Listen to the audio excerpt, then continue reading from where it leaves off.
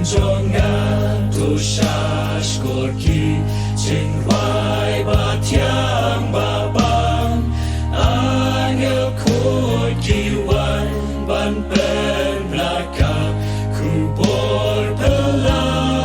batiang Kuis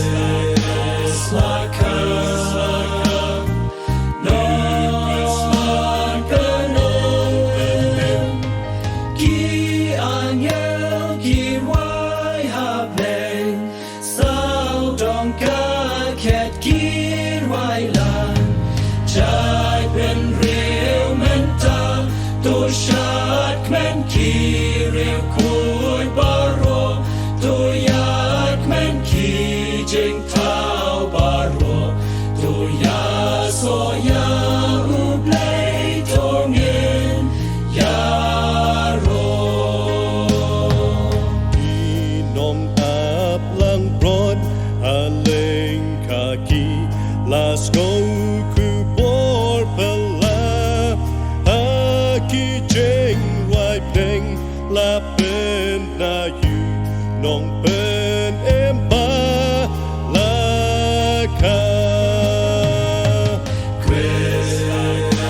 lakang Non kenung Ki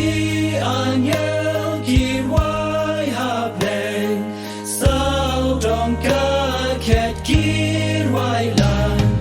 Chai pen real mental To shat men ki real kui baro To yak men ki jing tau baro To ya so ya ublay tongin Yaro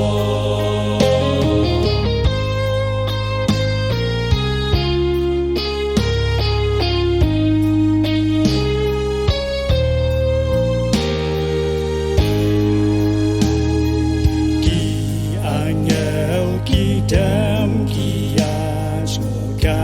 jing pen em krau kan ni ya jing it ba ki pet leng ngo kim ju yo i kan ni Quiz lakang Non kenung Ki angel ki wai habeng Sao dong ka ket ki